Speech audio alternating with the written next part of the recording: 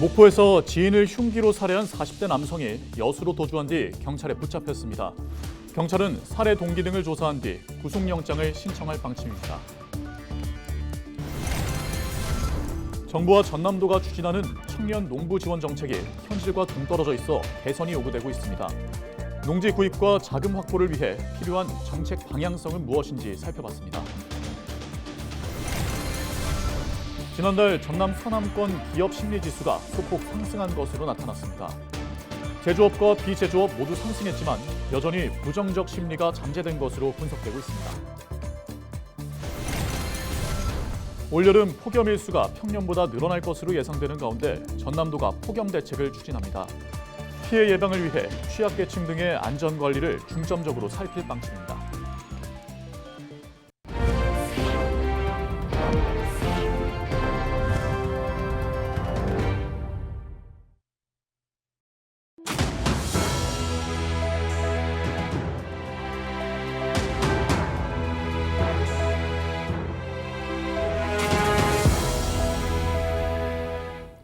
시청자 여러분 안녕하십니까?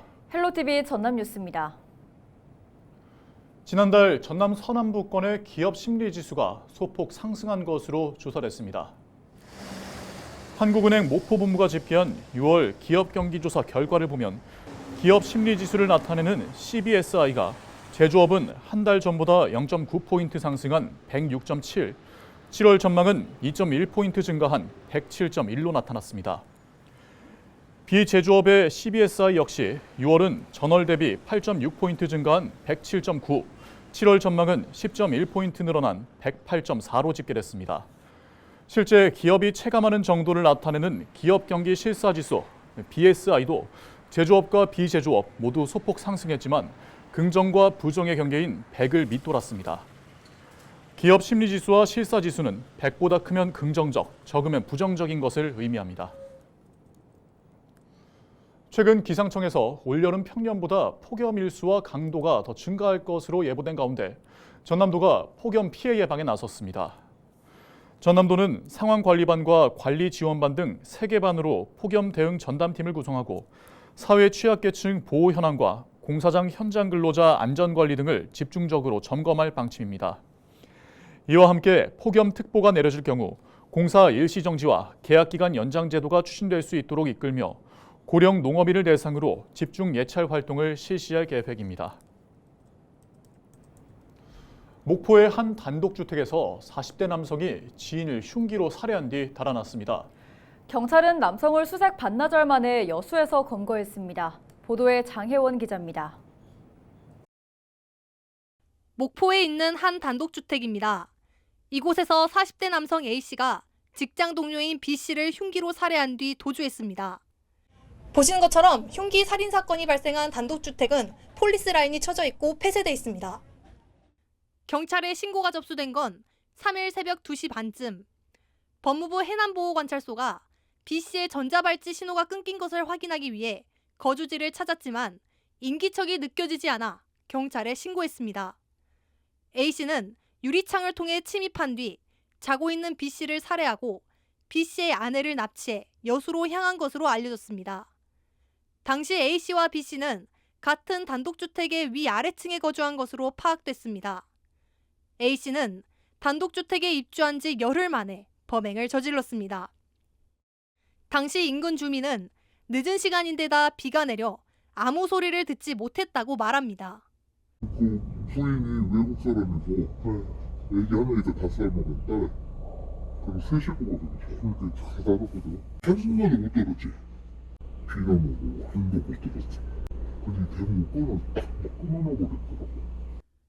A씨는 3일 오후 2시 10분쯤 여수시 만흥동 인근 주택에서 붙잡혔습니다. 경찰은 A씨를 상대로 살인 동기 등을 조사한 뒤 구속영장을 신청할 방침입니다. 헬로티비 뉴스 장혜원입니다.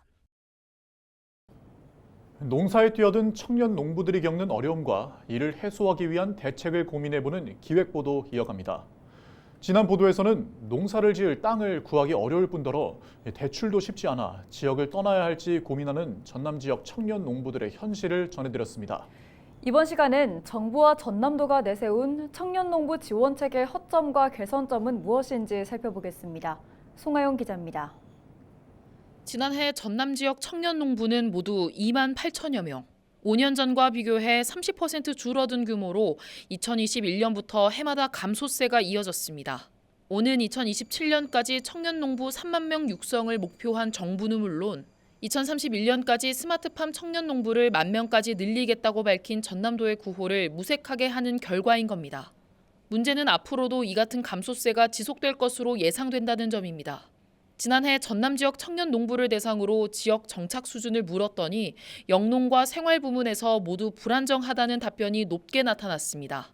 영농의 경우 응답자 10명 가운데 4명이, 생활의 경우 응답자 10명 가운데 5명이 약간 또는 매우 불안정한 상태로 집계됐습니다.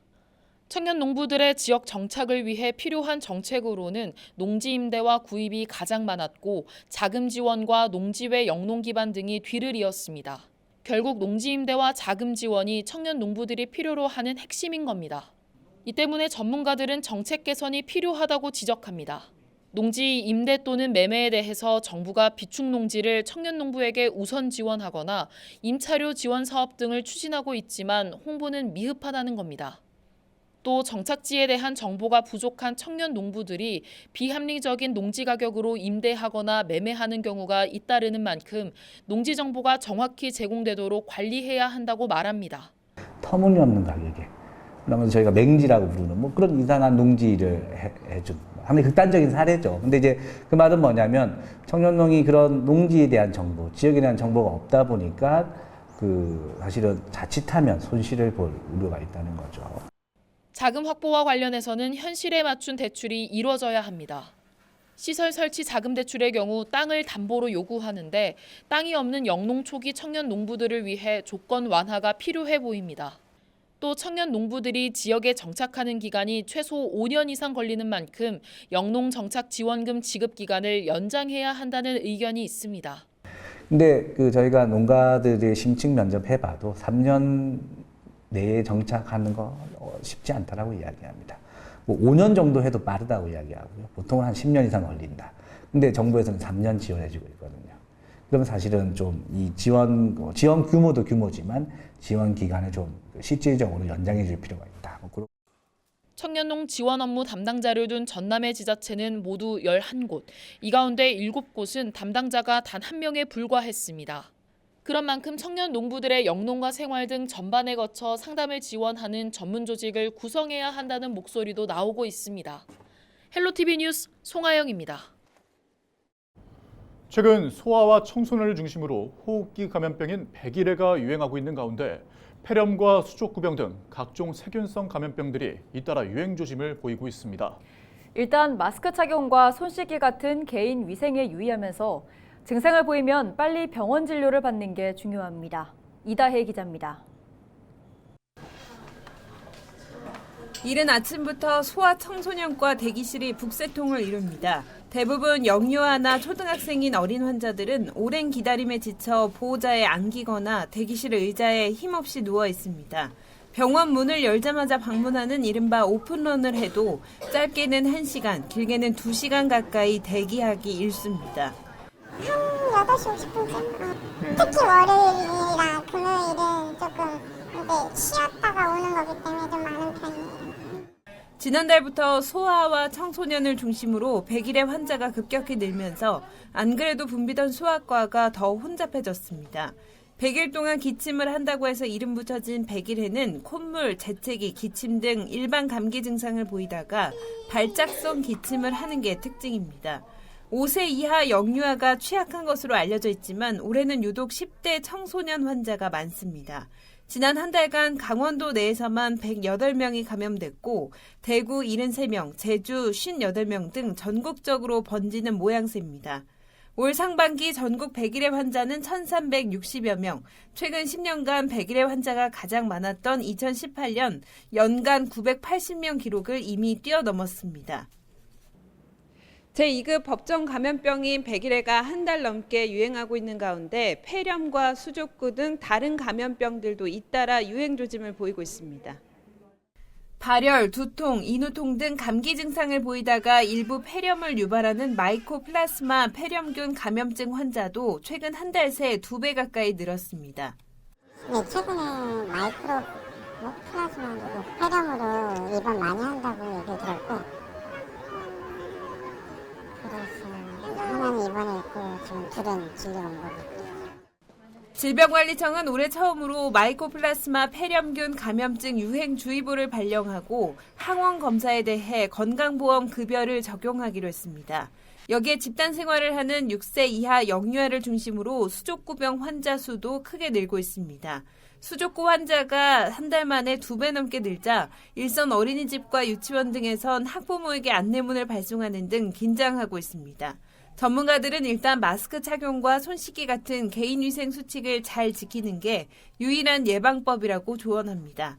의심 증상이 나타날 땐 추가 감염 예방을 위해서 조기에 항생제 처방 등 적절한 치료와 격리가 필요하다고 강조합니다. 100일의 특이적인 증상은 뭐 감기하고 똑같죠. 비슷한데 좀 특이적이라 그러면 기침 소리가 한 번 하고 나서 기침 끝머리에 하는 그런 기침 소리가 들릴 수 있고, 예방접종한 지 한 10년 지나면 한 번 추가 접종 꼭 해야 돼. 특히 어르신 같은 경우에. 보건당국은 여름방학이 시작되면 학교 중심의 100일의 집단감염 확산은 진정될 것으로 보고 있습니다. 그러나 방학 중 야외 활동 증가 등으로 세균성 감염병 확산이 우려되는 만큼 영유아와 청소년의 위생관리에 각별한 주의를 당부했습니다. 헬로티비 뉴스 이다혜입니다.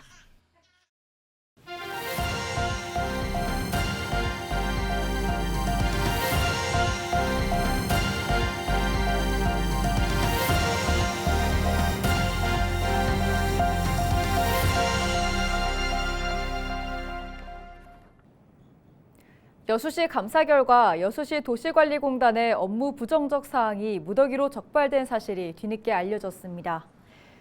여수시는 지난 1월 30일부터 나흘간 여수시 도시관리공단 업무 전반에 걸쳐 감사를 진행한 결과 행정상 조치 19건, 신분상 조치 6명에 대한 처분을 내렸다고 설명했습니다.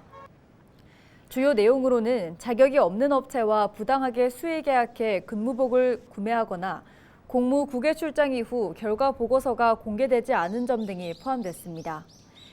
여수시는 시정에 대한 증빙 자료를 취합하고 있는 가운데 한편 최근 여수시 도시관리공단에서는 전현직 노조위원장의 채용 비리 의혹이 불거져 이에 대한 경찰 조사가 진행되고 있습니다.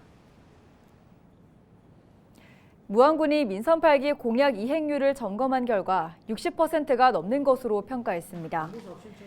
무안군은 지난 2일 보건소 시청사에서 민선 8기 공약 이행평가단 정기회의를 갖고 지난해 7월부터 지난 6월까지 공약 추진 상황을 점검하면서 기존 공약 완료율은 36.5%, 공약 이행률은 64.9%를 기록한 것으로 분석했습니다.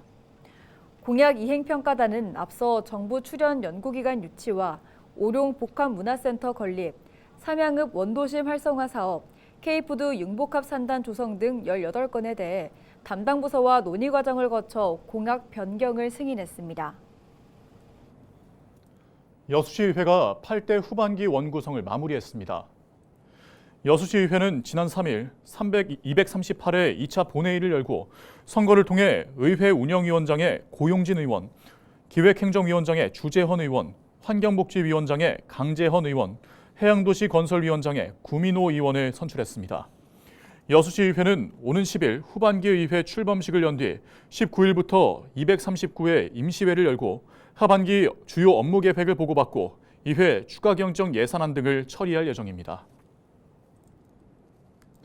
순천시가 민선 8기 후반기 조직 개편과 함께 2024년 하반기 정기 인사를 단행했습니다. 이번 순천시 정기 인사에서는 106명이 승진했고 350여 명이 전보한 가운데 역대 최대 규모로 국장급 5명과 과장급 20명이 선발됐습니다. 순천시는 민선 8기 후반기 역점 현안 사업을 신속하게 추진할 수 있도록 연공 서열에 관계없이 성과를 토대로 발탁했으며 특별 승진 제도를 처음으로 도입했다고 설명했습니다. 이상으로 뉴스를 마칩니다. 저희는 언제나 지역민 여러분과 함께합니다. 시청해주신 여러분 고맙습니다.